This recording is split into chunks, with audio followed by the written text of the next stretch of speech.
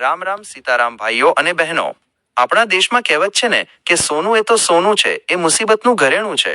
પણ જરા વિચારો, જો દેશના વડાપ્રધાન નરેન્દ્ર મોદી સાહેબ અચાનક સ્ટેજ પર આવીને આખા દેશને એમ કહી દે કે ભાઈઓ બહેનો, 1 વર્ષ સુધી સોનું ખરીદવાનું બંધ કરી દો.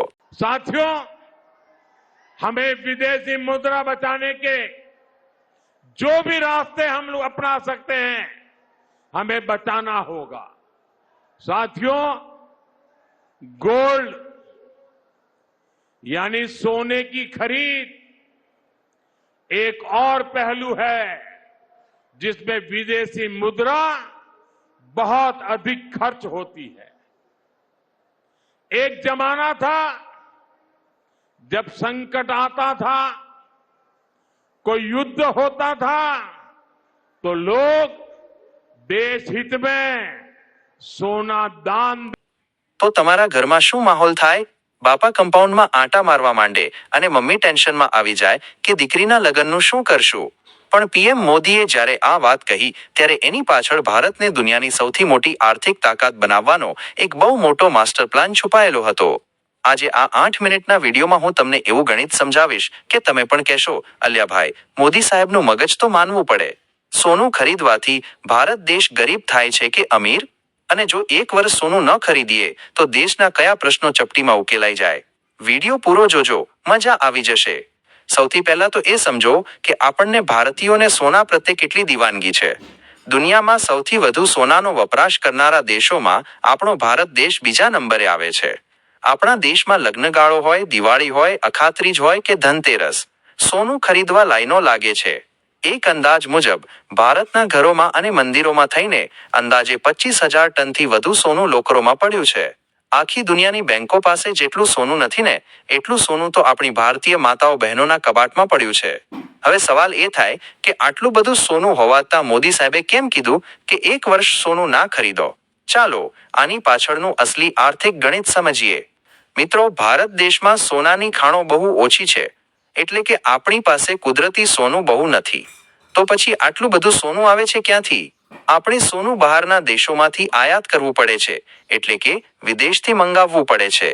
હવે નિયમ એવો છે કે જ્યારે ભારત વિદેશમાંથી સોનું ખરીદે ત્યારે આપણે એમને ભારતીય રૂપિયો નથી આપી શકતા. આપણે એમને અમેરિકન ડોલરમાં ચૂકવણું કરવું પડે છે.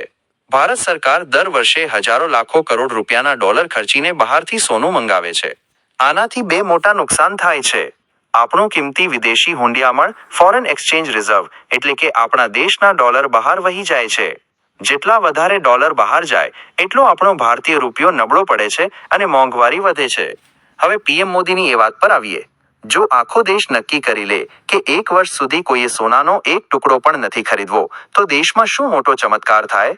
પહેલો ફાયદો, ભારત સરકારના અબજો ડોલર બચી જશે જે વિદેશ જતા હતા. એ બચેલા પૈસાથી દેશમાં નવા હાઈવે, રેલવે, હોસ્પિટલો અને ગરીબો માટેની યોજનાઓ બની શકે. બીજો ફાયદો, આપણો રૂપિયો મજબૂત થશે. જો રૂપિયો મજબૂત થાય તો બહારથી આવતું ક્રૂડ ઓઇલ, પેટ્રોલ, ડીઝલ સસ્તું થાય, અને પેટ્રોલ સસ્તું થાય એટલે દેશમાં શાકભાજીથી લઈને દરેક ચીજ વસ્તુઓ સસ્તી થઈ જાય. ત્રીજો ફાયદો, ઘરમાં લોકરમાં પડેલું સોનું દેશના કોઈ કામમાં આવતું નથી. એને ડેડ મની, મૃત ધન કહેવાય છે. જો એ પૈસા લોકો સોનામાં રોકવાને બદલે દેશના બિઝનેસમાં, શેરબજારમાં કે બેંકોમાં રોકે તો નવી ફેક્ટરીઓ ખુલે અને દેશના લાખો યુવાનોને રોજગારી મળે. મોદી સાહેબનો પ્લાન એ જ હતો કે દેશનો પૈસો દેશની પ્રગતિમાં વપરાય, નહીં કે લોકરમાં બંધ થઈને પડ્યો રહે. તો ભાઈઓ અને બહેનો, મોદી સાહેબની વાતમાં દમ તો છે જ. સોનું આપણી સુરક્ષા ચોક્કસ છે, પણ દેશની આર્થિક સુરક્ષા પણ એટલી જ જરૂરી છે. જો કે આપણા દેશમાં દીકરીના લગ્ન હોય એટલે સોનું ખરીદવું એ આપણી પરંપરા છે, જેને રોકવી સહેલી નથી. એટલે જ સરકારે હવે સોવરિન ગોલ્ડ બોન્ડ જેવી સ્કીમ બહાર પાડી છે, જેમાં ફિઝિકલ સોનું ખરીદ્યા વગર પણ સોના જેવું જ વળતર મળે છે. હવે મારો સવાલ તમને છે, જો દેશહિત માટે પીએમ મોદી સાહેબ કાલ સવારે સત્તાવાર અપીલ કરે તો શું તમે દેશ માટે 1 વર્ષ સોનું ખરીદવાનું બંધ કરવા તૈયાર છો? હા કે ના? નીચે કોમેન્ટમાં તમારો જવાબ જરૂર લખજો. જો આ વિડીયોમાંથી કંઈક નવું જાણવા મળ્યું હોય તો આપણી આ ચેનલને હમણાં જ સબસ્ક્રાઇબ કરી લો અને તમારા બધા વોટ્સએપ ગ્રુપમાં વિડીયો મોકલી દો, જેથી લોકોને ખબર પડે કે સોના પાછળનું અસલી વિજ્ઞાન શું છે.